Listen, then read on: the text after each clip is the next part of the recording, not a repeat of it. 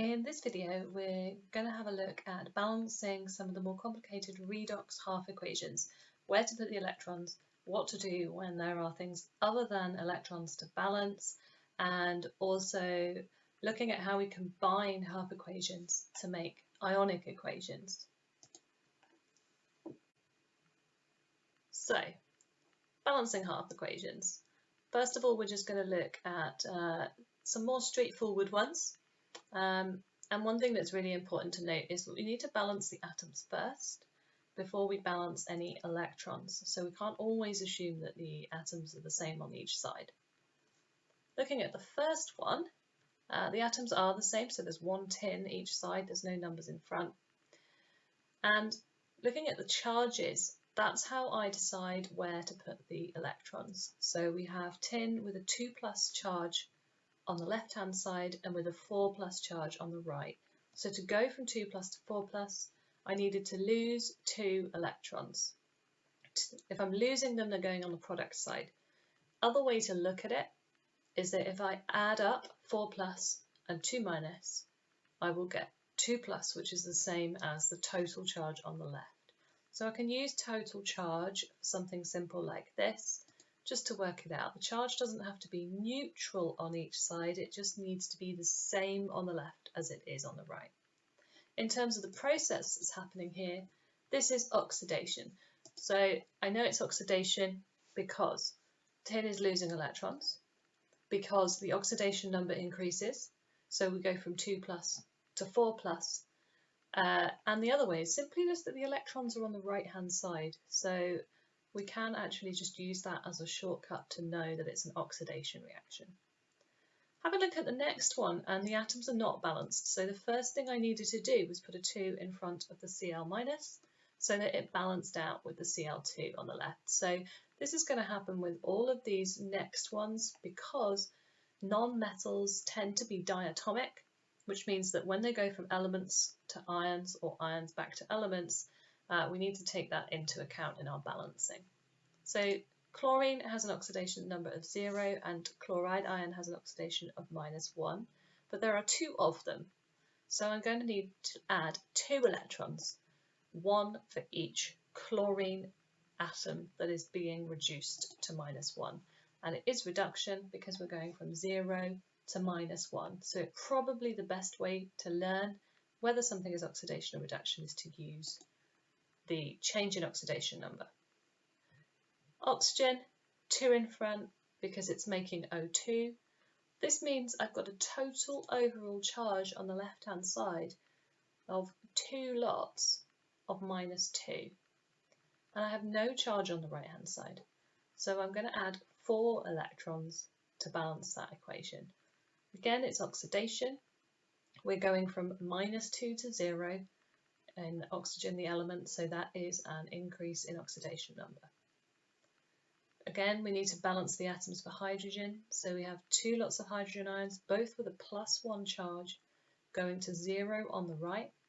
So to balance that with electrons, I need 2 electrons on the left-hand side, and that's going to be reduction because we're going from +1 in the hydrogen ion to 0 in hydrogen gas. So those are the ones without any complicated extra parts. These are the ones that people tend to get stuck on more. So the manganate ion is one of these ions we were talking about in the bonding topic. Is actually bonded to oxygen in the +7 state and then becomes manganese 2+ ions on the right without any oxygen. So the first thing is just to balance not all of the atoms, but just the manganese. So we're assuming that oxygen stays constant in these, and it will for most of them. So the oxidation number of oxygen won't change. We just need to make sure that the manganese is balanced, and in this case it is. There's 1 on the left and 1 on the right. So it's not Mn2O4 or anything else. We'll see another example later where that makes more sense. Now I obviously need to balance the oxygen atoms. So the thing about balancing oxygen is we can't use O2 to balance it, and the reason for that is because on the left hand side oxygen is in a -2 oxidation number. That's how we know that the manganese is +7. So oxygen is in a -2, and this is a half equation. Manganese is the one that is changing, not oxygen. So we can't include oxygen gas because then that suddenly has another aspect of another change in oxidation number. A half equation should only have one element that is being oxidized or reduced, and then normally oxygen, and as we'll see in a minute, hydrogen are the ones that will stay the same. So we're going to use H2O. In water, oxygen has a -2 oxidation state, so there's no change in oxidation number.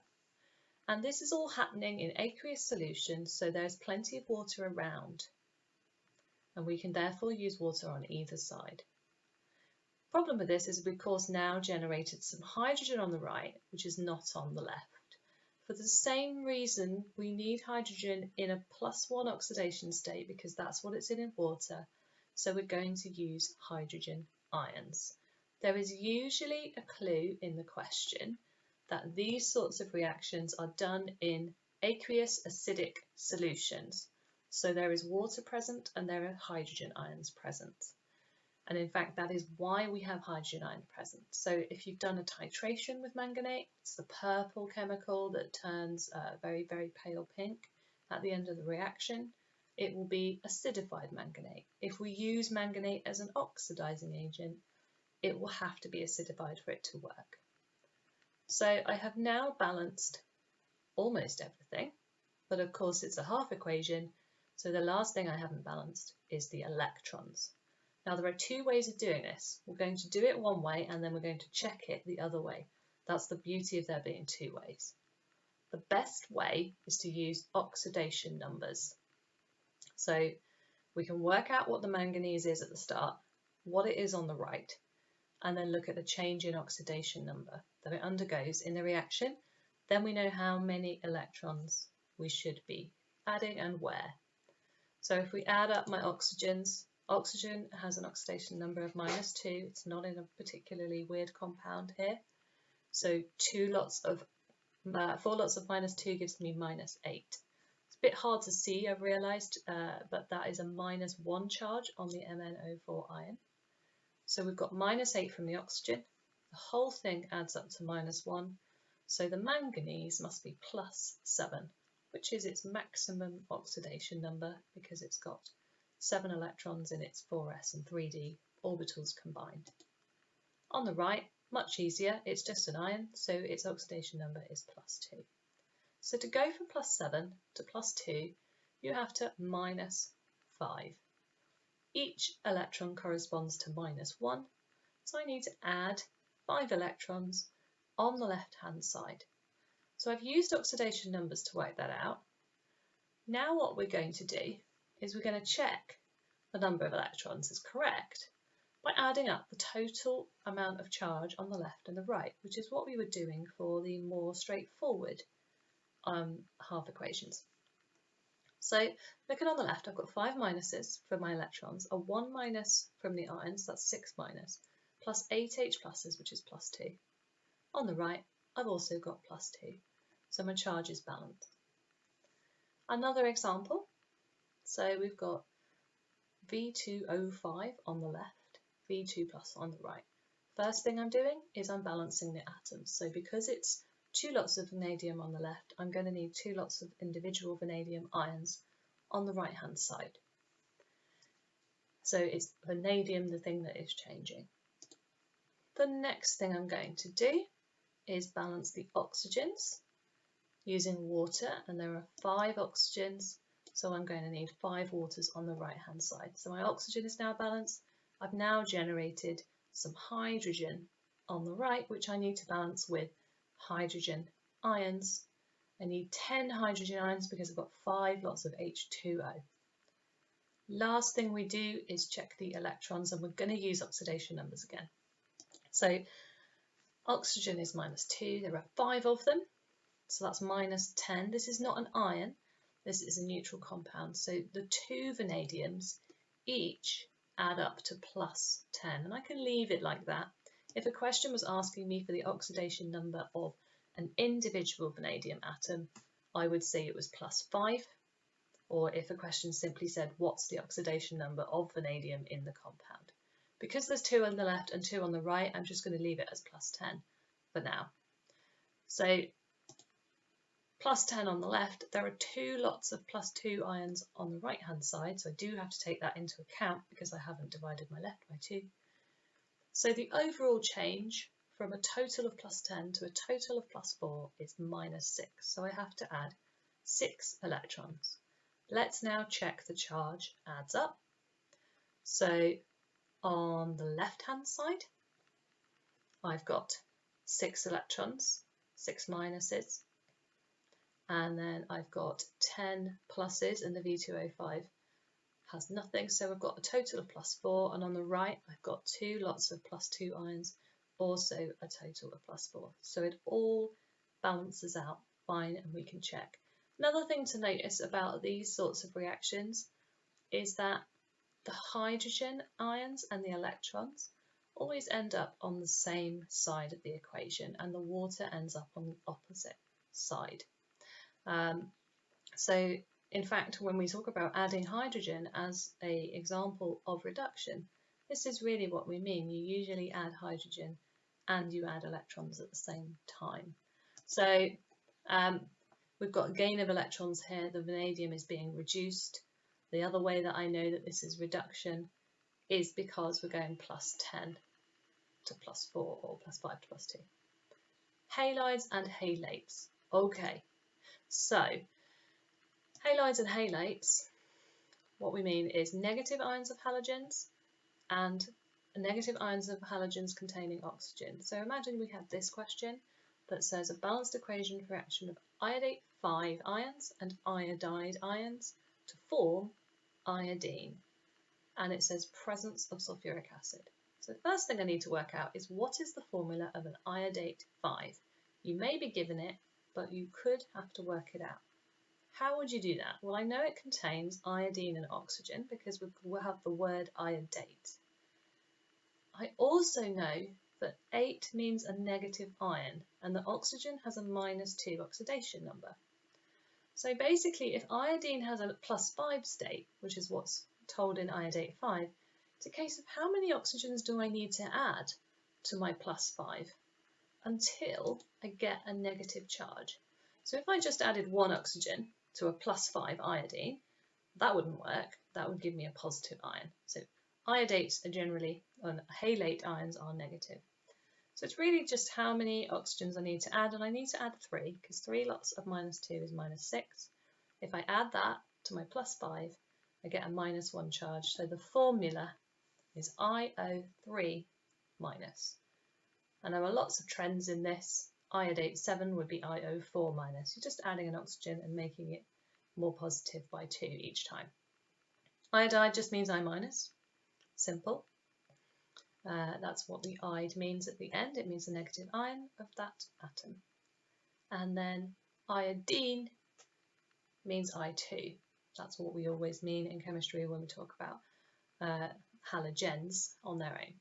Presence of sulfuric acid, I don't need to worry about the SO4 part, but it tells me that there is H+ ions present and that I can have H2O present as well because sulfuric acid must be dissolved in water. So initially, what can go wrong here is that we just go, oh, there's 2 iodines on the left and there's 2 on the right, so no problem. What you need to do in this is balance the change in oxidation numbers. This is not a half equation. This is a full, albeit an ionic equation, and that means that one of these substances is being oxidized and one is being reduced. So I need to write down the oxidation numbers at the top. We know iodine is +5 in iodate 5, clues in the name, -1 in the iodide, and there are 2 lots of 0, so the 2 atoms that have a 0 oxidation state in iodine. So right away we can see that this isn't balanced at all, even though the number of iodines appears balanced, because for IO3- to go to one of the iodines, so half a mole of I2, I'm going from +5 to 0, whereas in I-, I'm going from -1 to 0. The amount of electrons lost is not the same as the amount of electrons gained. So I can kind of do a partial half equation to work it out. I need to add 5 electrons to my iodate 5 in order to get it to 0. But I only lose 1 electron every time an I- ion changes to 0. So what do I need to do? Well, it's like a simultaneous equation. The electrons have to balance out. So I'm going to need 5 of my iodide ions so that they lose 5 electrons in total. And therefore my iodate ion can gain those 5 electrons. So actually my balancing is going to be a bit more complicated than just one of each.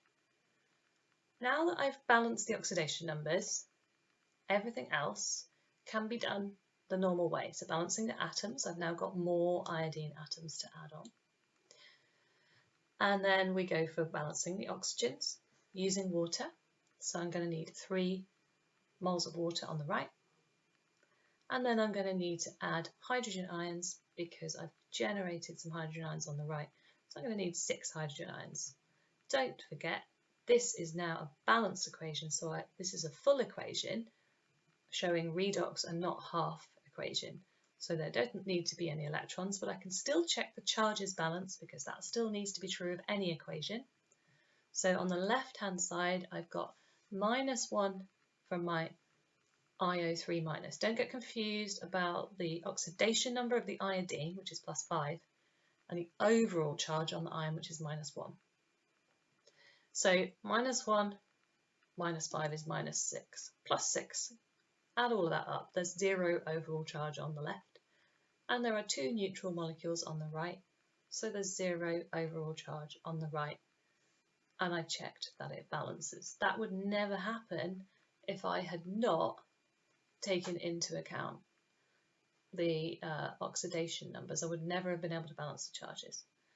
Watch out as well, all that happens if I want to change this for a different example. For example, if I had iodate 7, all that would happen is I'd have more oxygens, so it'd be IO4 minus, and I'd need 7 iodides. So if I had iodate 3, I would need 3 iodides because I'm going from 3 to 0, so I need 3 iodide ions to lose their electrons. And all the other numbers would change proportionally. Every time you have an extra oxygen in your iodate ion, you will need an extra water and an extra 2 hydrogens. So it all balances out. It's quite predictable. In fact, you could try writing equations for iodate 1, iodate 3, and iodate 7 with iodide, and you see they will come out the same way. This is not disproportionation, by the way, because we were starting with 2 elements in different oxidation states and ending up with 1 element in the same. This example we're now going to look at is disproportionation, which is a very similar thing in terms of using oxidation numbers to balance. So this time we're starting with bromine and we're making bromate 3 and bromide, but we haven't got hydrogen ions, we've got hydroxide ions. But we'll see how that works. So bromine is Br2. Working out bromate 3. So that means I'm actually going to need 2 oxygens to make my bromine have a +3 and overall have a -1 charge. Think about it, 2 lots of -2 is -4. Add that to my +3 and I've got a -1 charge on the ion overall. Bromide, Br- as before. So as before, we are going to use, hydroxide ion also tells us that H2O is present, okay, because you can't have hydroxide ions unless you have an aqueous solution. So we're going to use oxidation numbers to balance this again. We are not just going to leap in and assume that there are 2 bromines on the right and therefore it's balanced. So oxidation numbers first. We've got 2 lots of 0 in our atoms on the left-hand side. We've got a +3 and a -1 on the right-hand side. So to get from 0 to +3, I need to gain 3 electrons, which means I need 3 bromide ions, 3 Br minuses. Each one's going to lose 1. So this is the same logic we applied before. To go from 5 to 0, you need 5 ions. It's just happening in a different direction, but the balancing idea is the same. Now what are we going to do? So this is slightly different. It's in the presence of hydroxide ions.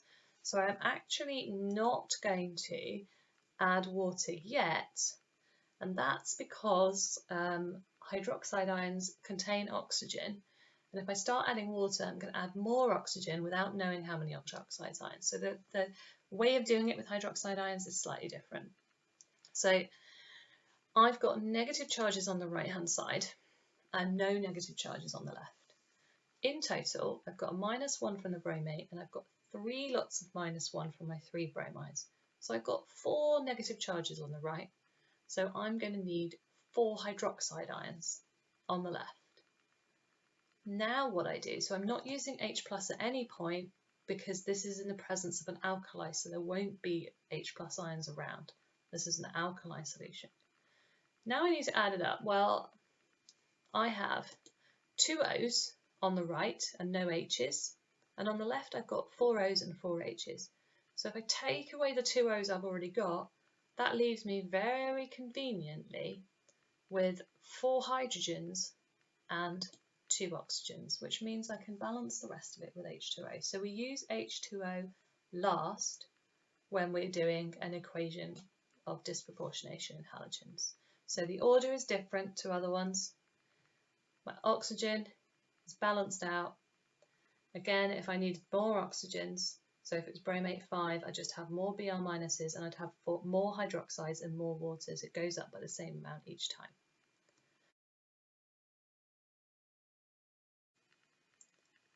The reaction of halides with concentrated sulfuric acid is something that comes up a lot in redox topics as an example of a trend in the group's properties. So I thought I'd include it here in this video just while we're looking at changes in oxidation numbers and equations for those, and just link it to some of the observations that we would see during these reactions. You might want to check to see whether this is part of your A-level chemistry course, because it might be that it's not included in your syllabus.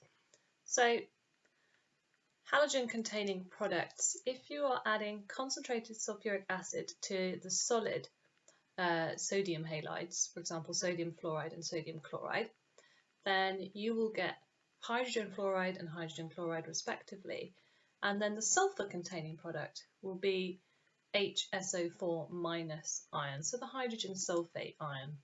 So if I was balancing the equation, I would probably have sodium hydrogen sulfate as a product. That's if I started with sodium fluoride. So if I was doing the full equation, it would be NaF plus H2SO4 makes HF and NaHSO4.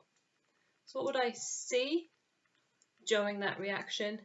Well, the hydrogen sulfate ion would just be with the sodium in a white compound. I wouldn't see that particularly, but I would see the formation of hydrogen fluoride and hydrogen chloride, and it's often described as steamy fumes, or sometimes misty fumes or white fumes, something like that.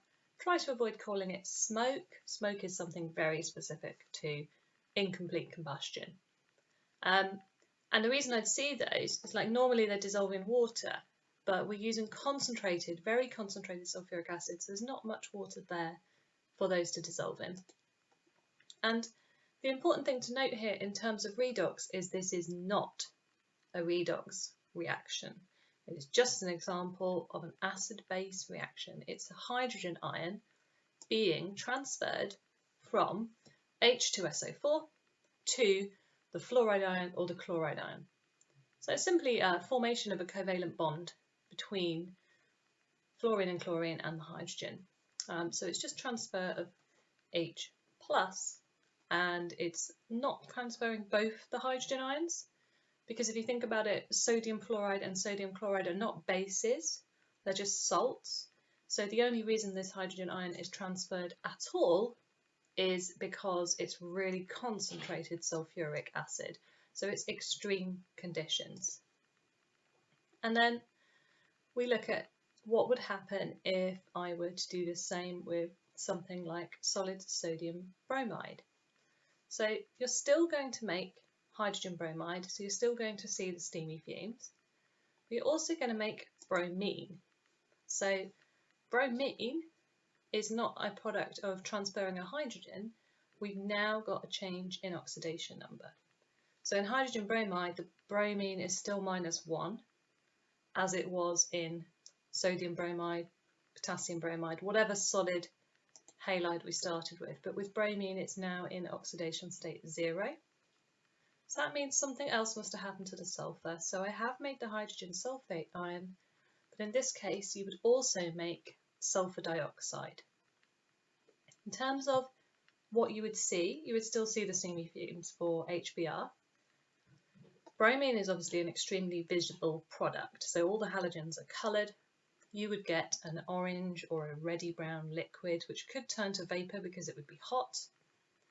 It's a very exothermic reaction, and SO2 isn't really something you can see, but it has very choking fumes. It has a very nasty effect on the respiratory system. And then if we move to our iodide,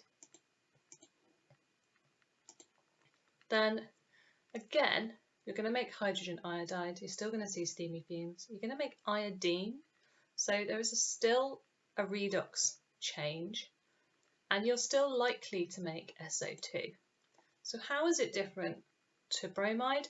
Well, it's still making iodide, so that's the most oxidized that iodine is going to become in this reaction. It's not going to go more positive than 0. But what happens is more of the iodide ions are able to turn to iodine, and we're actually able to get more products from our sulfur. So as well as SO2, you're going to get sulfur on its own as an element, and you're also going to get hydrogen sulfide. So the observations here are going to be quite different. Iodine is a grey solid at room temperature, but this reaction is pretty warm, very exothermic, so it's likely you're going to see purple vapour. It's quite dramatic. Sulfur is a yellow solid, so you would see that formed at the end of the reaction. And then H2S is a gas, and you wouldn't see it, but it's the one that really everyone thinks of as sulfurous because it smells of eggs. So how is this different? Why have we got different products for bromine and iodine? It's to do with how much oxidation is going on, and therefore how much reduction is happening of the sulfur. So if we look at some oxidation numbers and see how this applies to the redox topic. Sulfuric acid, H2SO4, contains the sulfate ion with sulfur in the +6 oxidation state. We can work that out. Hydrogen is +1, oxygen is -2, so we've got +2, -8, sulfur must equal +6. That's the highest oxidation state of sulfur because it's in group 6 of the periodic table. And we've looked at the bonding of the sulfate ion at other places. Now, if you just take H+ away, you're leaving behind a minus charge, so you can do the maths and realise that in the hydrogen sulfate ion, the sulfur hasn't changed oxidation state, and my halogens haven't changed oxidation state either. They are still in the -1. They started as sodium fluoride, and now they're just hydrogen fluoride. So there's no change in oxidation state. Still fluoride, still 1-, just hydrogen ion transfer. And these are two separate reactions. When it comes to the bromine and the iodine, they're now going into 0 oxidation states. They've been oxidized, which means the sulfur must be reduced. If we look at SO2, oxygen has a -2 oxidation number, so the sulfur there must be +4. So we've gone from +6 to +4, and that is pretty much as far as the reaction will go with bromide. Then we look at the other products that you have with iodide. So we've still got sulfur dioxide +4. We're also going to make some sulfur, which has an oxidation state of 0. So we've now gone down even lower. We've gone from +6 to 0. And then my hydrogen sulfide, we've gone all the way down to -2. So in this case, sulfur is now bonded to hydrogen, and hydrogen is less electronegative than sulfur. So sulfur is now taking the negative oxidation state. It was taking a positive oxidation state before because it was bonded to oxygen.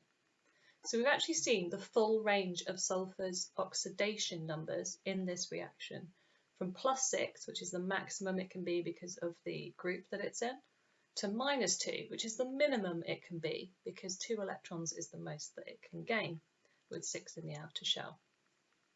And so what that is showing is the trend in how good the halide ions are at behaving as reducing agents. So fluoride and chloride are not behaving as reducing agents at all. They're simply accepting H+. So there's no redox happening when you put concentrated sulfuric acid with fluoride or chloride. But then with our bromide and our iodide, both of those are able to reduce sulfur from +6 to a lower oxidation number in the products. But bromide is only able to reduce sulfur to +4 and can't reduce it any lower, whereas iodide can produce sulfur and H2S. Now, you may see different things in different questions. Under certain conditions, maybe hotter or even more concentrated acids, sometimes bromide might be able to produce sulfur, but generally, the lower down the group we are going, the better they are as reducing agents, the ions. And that's the opposite to the trend as you go down the halogens as how good they are as oxidizing agents. So chlorine, the element, is very good at gaining electrons. This makes it a good oxidizing agent. It's a small atom which is able to attract electrons to its outer shell quite efficiently.